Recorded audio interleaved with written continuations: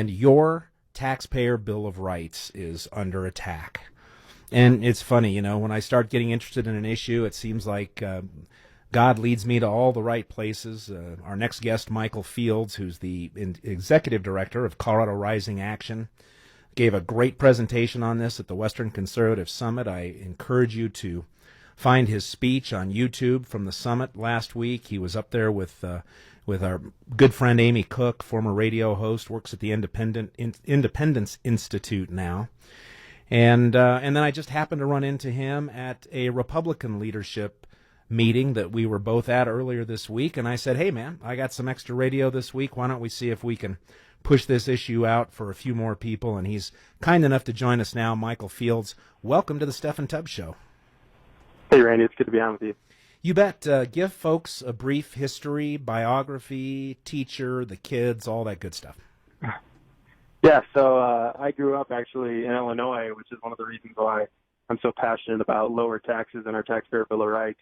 I came out here for law school, played some baseball out here in college, loved it, decided to come and became a teacher after I went to law school, taught 4th and 6th grade at a charter school in Aurora.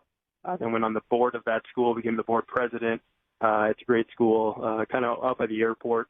And then you mentioned I ran for the state house and lost in the primary there, and got connected with Americans for Prosperity and worked with them for several years, and then headed over to this group, Colorado Rising Action, where we deal with a lot of important issues across the board, conservative issues, and this was one that's really important this year, and so we're working on it.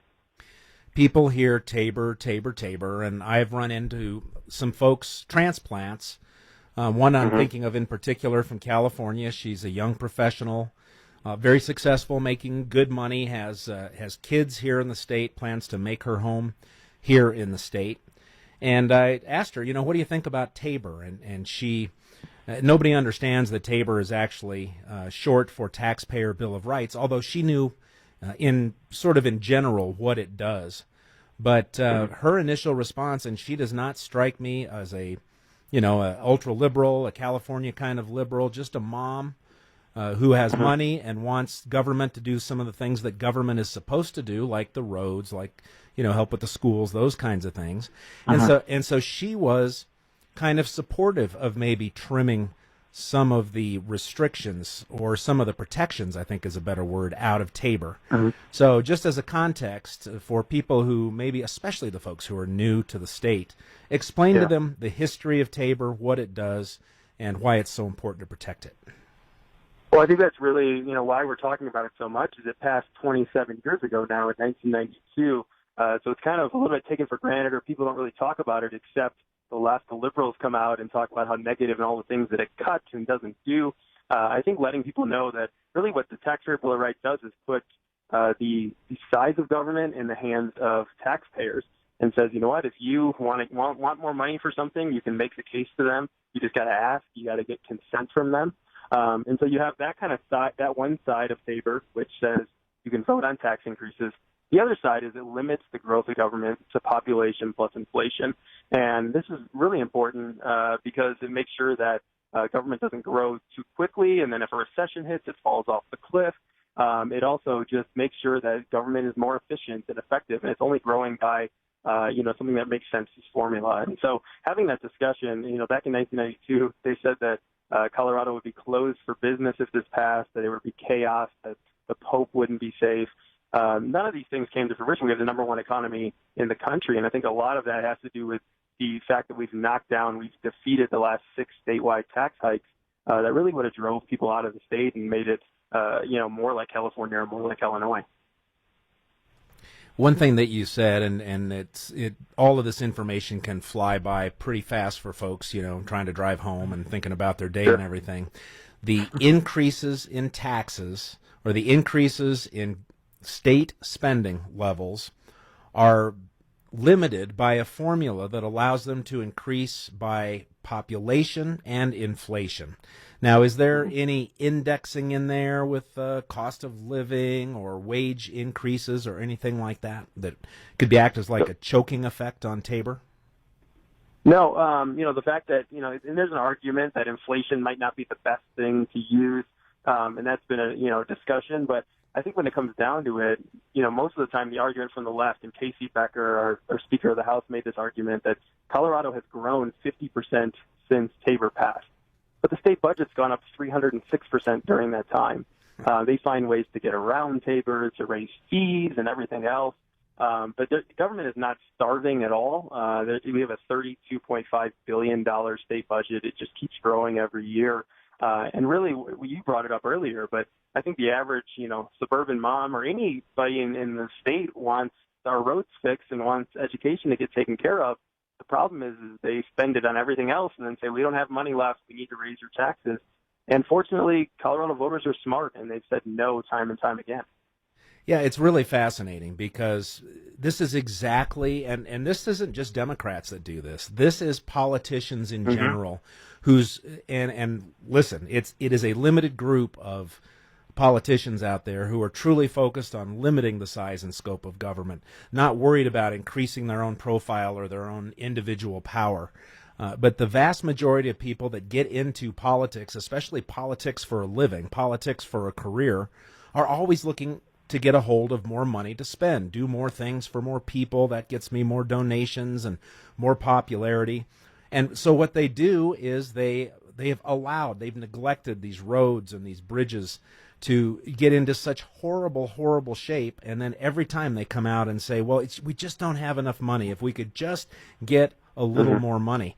But they've done that before. We have if people look at the registration when they renew or license their car in Colorado for the first time, there's like 20 different fees and surcharges and different things now. The Supreme Court of Colorado, Democrat controlled, has decided that that's okay, that that's not a violation of TABOR. But even those funds, those road and bridge funds, air quotes, don't go to fix the roads and bridges. So it's a lie that they don't have enough money. It's how they choose to spend it. Yeah, and I think you look at roads, for example, number one issue across the board for Coloradans that they want that fixed. You had Referendum C that passed in 2005. That creates $2 billion every single year, still going on now, that goes into the general fund. You had faster fees, which is what you're talking about, car registration fees. That's $250 million. Then they just passed hospital provider fees, $600 million. So you're talking $3 billion extra dollars that were supposed to help roads, and they're still saying we can't find the money to bond to fix our roads. It's really, when it happens time and time again, we know what they're doing, and that's why I'm glad voters have called them out. But it's going to take another time to do that before they actually get serious about fixing the problem. So what are they trying to do? The session is over. They came up with a ballot initiative that will be on people's ballot this November, this 2019 off-year election. Probably a good time for them to try and sneak something through because that's when people are not paying close attention. And so what have they done already, and how are they trying to make it more probable for them to win? Yeah, so Proposition CC, which will be on your ballot, there's only two statewide initiatives, and the other one's about sports betting. But this one, basically, they put on the ballot, and they can make whatever language they want onto the ballot. They said, without raising taxes to better fund schools and transportation, can we keep your refund money? So we talked about, the growth of government being limited by population plus inflation. Well, if the money goes above that, the revenue they get, they have to refund that back to us. And so we're in line for the next 3 years, about $1.3 billion that we would get back as taxpayers, which is a great thing. But they want to take that money away, and they want to take it away permanently. So if we voted in favor of Prop CC, they would take our refunds away forever. And so we're getting out there trying to talk to people and say, look, they need to prioritize the current budget. We should get those refunds back. And it hasn't been polling very well, not surprisingly. And so the other side, they just passed this through the legislature. And they're, a little worried that it won't pass, and so they're trying to make some kind of special session deal to get Republicans on board, to cut taxes a little bit, and so they would go along with this plan. And so, if you hear talk about it, there might be a special session. That's really what's going on. Is they're really trying to, rope in some Republicans to bail them out of their bad idea. Yeah, and let's point out to folks that this whole idea, we had an election last year, 2018. It was a blue wave in the state of Colorado.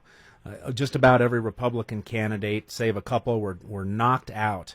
And yet in that same wave, heavy-duty Democrat voting, independents voting Democrat year, propositions and ballot initiatives that were there to either overregulate oil and gas or to increase taxes and generate more revenue for the state government were soundly defeated by as much as 70% in that last ballot cycle. So it's really quite a conundrum, and to me it kind of belies the arguments I heard after the 2018 election that, it's anti-Trump and Republicans have just lost their way and their message. There are a lot of conservatives in Colorado when it comes to their pocketbook. So they go ahead and put this thing on the ballot. They realize that they see the early polling. They look back to 2018 on how we voted on fiscal issues. And so now they're trying to call a special session, and they have only the support of two renegade Republicans. And what's your time like? Because we're actually right up against a break, and I don't want to cut. I'm good. I can hold on a little bit. All right, very, very good. So why don't we do this? We've got time to check in with Scott Curtis, a news update here on 710 KNUS. We'll talk about the special session, the two renegade, one might say traitorous Republicans, and a whole lot more with our guest Michael Fields from ColoradoRisingAction.org. ColoradoRisingAction.org. You should go there if you want to get more of the nitty-gritty. Michael Fields stays with us. I hope you will too. Now here's Scott Curtis. We got about 10 more minutes with this great guest, Michael Fields, really the statewide expert on TABOR right now. I don't know of anybody any better at all. The organization, he's executive director of Colorado Rising Action website, ColoradoRisingAction.org. Really encourage you to check it out. Help him out as well if you can. And Michael, just real quick, what part of Illinois were you in? Chicago. I was in Chicago. Right, okay. I was about 20 miles outside, northwest suburbs. Lived there for about 6 years. Actually dropped out of high school when I was 15 from that area. So I got the hell out of there too, but I did it a little more dramatically, it sounds like, than you did. Sounds like it, yeah. So the state legislators this last session, in all of their wisdom, came up with a Proposition CC, I designed to allow them to keep our TABOR refunds. How much money are we talking about? So for the next 3 years, they have projections $1.3 billion over these 3 years. We don't know in the future what that'll be, but billions and billions of dollars that they would keep over, it's permanent, so forever. Has anybody done the numbers on just kind of the average refund, what that means, or a range of what that means for a typical family? Well, it really depends. And they went through kind of the next 3 years, and it could be up to, it can be several $100s for a family. The really high income earners could be $1,000 per family over the next few years. But it's really interesting because when TABOR passed, we used to get refunds all the time. Then the legislature found ways to get around it through these fees and everything else and keep more money. They've been, chipping away at TABOR with the court's help for a long time. But, we've kept some of it intact, and that's what we're trying to defend here this year and in future years. So TABOR is a constitutional amendment. Do the provisions of TABOR permit the citizens to vote on these adjustments to the mechanism of TABOR? So if you ask the original authors of it and the way they wrote it, they did put in a provision where you could keep that refund money for 4 years. The courts went and said that it can be permanent. And so that's where we're at is, you can keep refunds on the local level or state level permanently according to the courts. And so that's why they're able to do this through a statute. But a statute also means that they don't know where the money is going to go in the future, right? So it says it's going to go to roads and education right now. But because the legislature could go and change that at any point, they are still taking your refund money and could spend it on whatever they want. Yeah, the money will pour into the general fund, correct? Yes. Okay. All right. And so Douglas Bruce, I've had some interesting conversations with him. Obviously, he's a controversial character, incredibly smart. And you hear the term debrucing. And what does that mean when they're talking about TABOR and debrucing? So that is Yeah, that just means that you're taking the refunds. So that's kind of the same term, debrucing. You'll see it in the media sometimes, but it basically means anything over the cap that the government would be able to keep that money. And so some localities, a lot of localities have already done this, but on the state level, it's never happened, mainly because of these, tax increases have got shot down. This is a tax increase, and we don't know where that money goes. Our pension system is messed up. Healthcare is taking up more and more of our budget. And so, if you're debrucing or just keeping people's refunds, it's the same thing. Isn't it amazing how effective the left and the media are to attach something like debrucing, Douglas Bruce, because of some of the publicity that he's gotten, altercations he's been in, went to jail for a period over some pretty small tax issue, as I recall. That they can use because there's a negative perception of him. They want to tie him to doing something to impact the effectiveness of TABOR.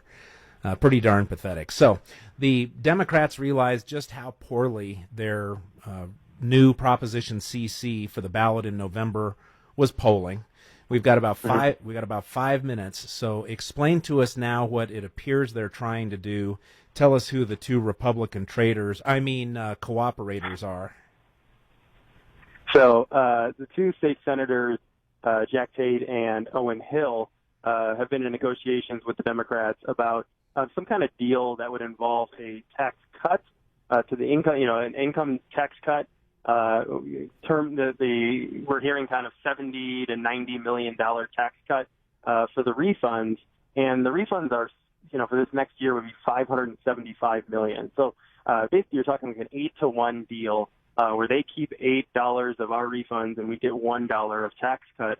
And so they're trying to get Republicans on board to do this because if they throw a tax cut out there at any point, they think Republicans will come running. But knowing that they're going to take way more money on the other side, and they're really just trying to bail themselves out from this, Prop CC is not doing well. I don't see why Republicans, would negotiate unless it's a way better deal than that.